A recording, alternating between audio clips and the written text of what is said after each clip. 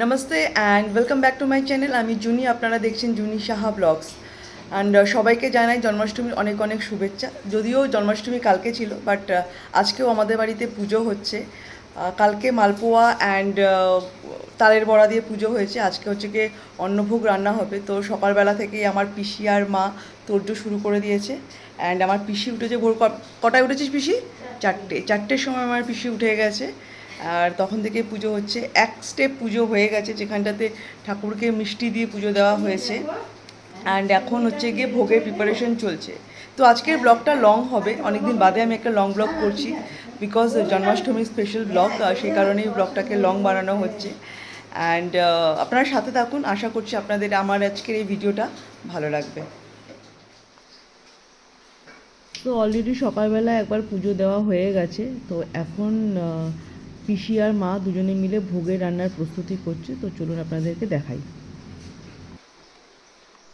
তরকারি কাটতে হয় তো, এই তরকারিটাই বেশি কাটা, তারপরে শাকটা এটা ভাজাটা করে দিলাম।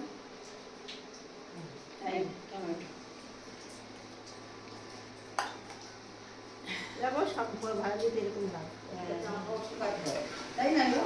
দুটো মুলো দিয়ে দিচ্ছি। কি মুলো? হ্যাঁ হ্যাঁ। সবজি সব কাটা হয়ে গেছে? এই যে কাট। ও বাহ, প্রায় 5 মিশালি তরকারি হবে। হ্যাঁ। আর তুমি কি করছো এখানে? এই যে আটটা কোনটা কি লাটটা আসবে? প্লাসটা প্লাস প্লাস প্লাস। এটা হ্যাঁ না আসে না, নিবে। হ্যাঁ, না করো, আসবে না কেন? হ্যাঁ কি সাইড কেটে দিয়ে দাও। ছেড়ে দে। মা ওইদিকে চাটনি করছে, এদিকে আবার পায়েসও হচ্ছে। দুধ এখনো গরম হয়নি।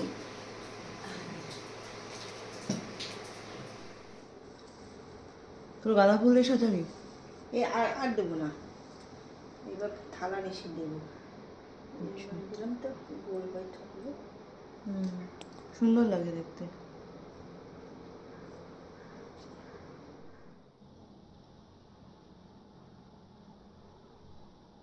এদিকে গোপাল ঠাকুরের সিংহাসনও সাজানো হয়ে গেছে, ভোগও দেওয়া হয়ে গেছে।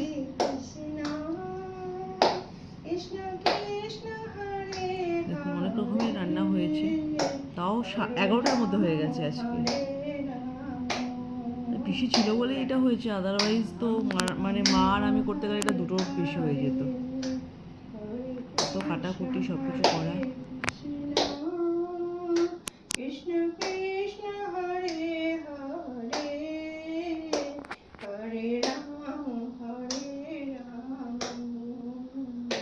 রাম রাম হরে হরে।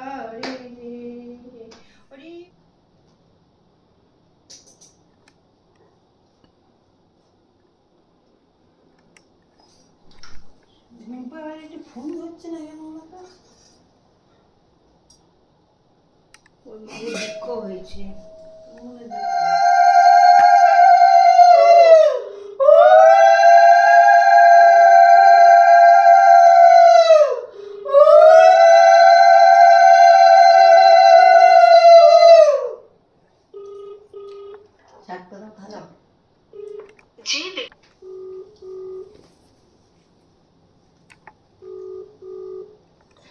ওই পড়ে শোনাতে হবে, কয়টা নাম আছে।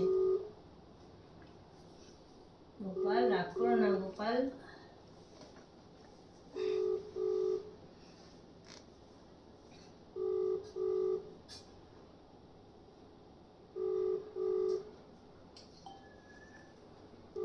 কত ফুল নেবে না, হাতে তো ডান ডান। মনে গীতায় জগদ্গীতায় শ্রীকৃষ্ণ গোবিন্দায় নমো নমঃ। পাপ